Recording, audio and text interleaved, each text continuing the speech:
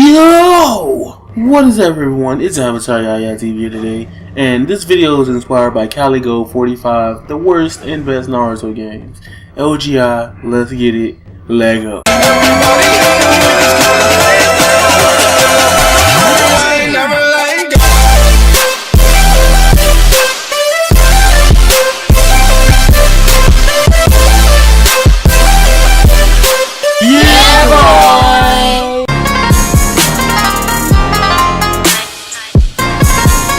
In the number 5 spot, we have Naruto Uzumaki Chronicle.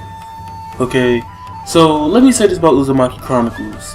I think the game was outrageously fun, but it had so many stupid missions. Like, it was this one mission where you had to fight Sasuke in the middle of this random town. I'm like, okay, whatever. It was extremely hard at first. Then you fight Sasuke again, and he has like this huge power up, and you barely get any power up from that time in that game, from the first time you fight him to the second time you fight him. Then there's this really retarded mission. For all you people that may have played this game, you might know what I'm talking about. It may have been easy if you were really like, you know, back then paying attention, but for me it was really difficult the first time around. You pretty much had to sneak around in the shroud, in the shrine, and you had to find Kiba and stuff like that.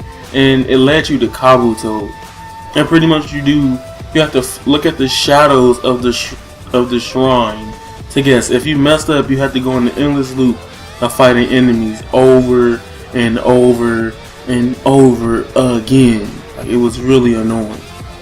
Also, the upgrades in this game were really lackluster. Like, you pretty much had this retarded panel, and you put, like, I guess, your virtue into your palette. It was really like, what the fuck. Now we're going to number 4.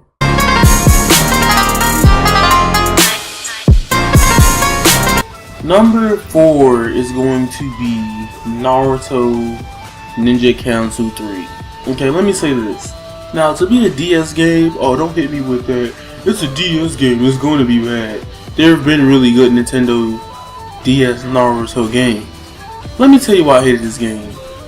Oh yeah, so pretty much what you had to do was, they had missions like Ultimate Ninja 2 and 1, and you know, heroes do this in a certain amount of time, do 10 rebounds and stuff like that, destroy all this. And Ninja Council, they had this really dumb mission timer, and whatever you did, it didn't even stop the timer when you were trying to do something epic. So you pretty much could have just speed ran the whole game, which means I could have just not bought the game if that's the way I can beat it. 2, they give you these stupid characters for certain missions, and some missions different characters, which make it really easier. This is one mission where you play as Shino, and it's really annoying because Shino likes to do... He was typically slow back then. So pretty much, it was like, beat this mission in 30 counts and beat all the enemies. So you literally had like, what, 2 seconds to kill every enemy and still reach the finish line. Do you know how many hours I tried on that mission? It took me weeks to do that mission for some freaking reason. But that's why I hated that game, honestly. Now we're going to number 3.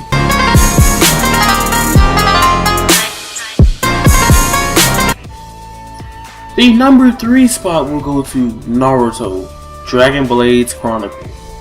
Alright, so Dragon Blades Chronicles really had a cool concept. It was original, they had these old costumes, and it was made by Atlas. What could possibly go wrong? Wrong! First of all, in that game, the story mode was like the most generic creativity I've ever seen in my whole entire life. 2 are the multiplayer. It was cool. It was kind of getting up, but you could only play with 2 characters. It was Naruto and Sasuke, when clearly the game had over at least 25 characters in the story mode, at least watchable. So to play with only 2 characters in multiplayer was trash, and pretty much it had this bootleg RPG feel to it that was not authentic in any way or form. that's all I gotta say. The game was really not that fun either. Like, you do this one combo, Rasengan, run up a wall, boss, lather, rinse, repeat. Pretty much you do. Now we're going to the number 2 spot.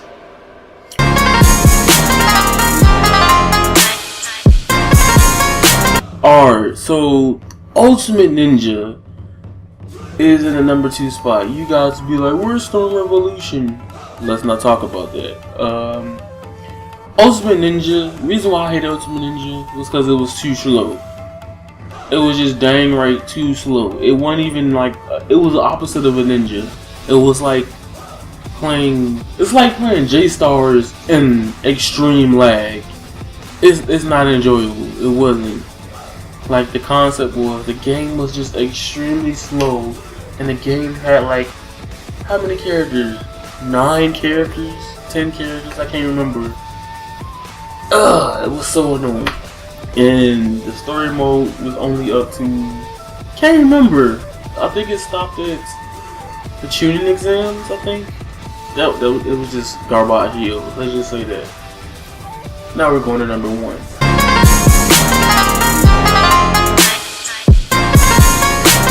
Okay, the number 1 worst Naruto game of all time, in my opinion, will be Naruto Shippuden Kazuna Drive for the PSP.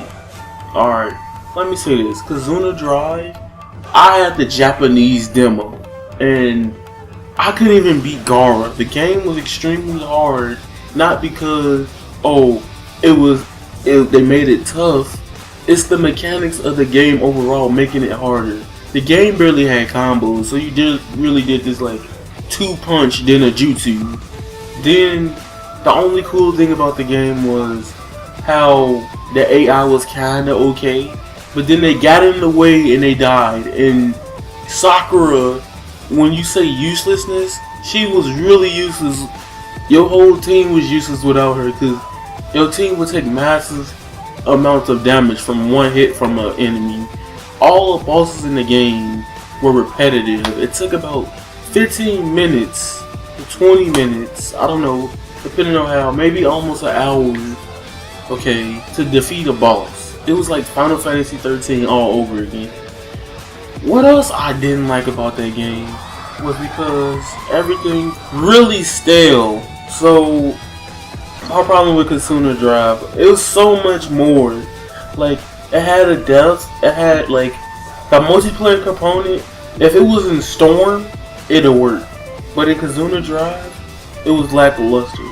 I ain't gonna bring up Akatsuki Legends because I feel like a Kazuna Drive is an example of Naruto at its worst. Okay, so let me say this.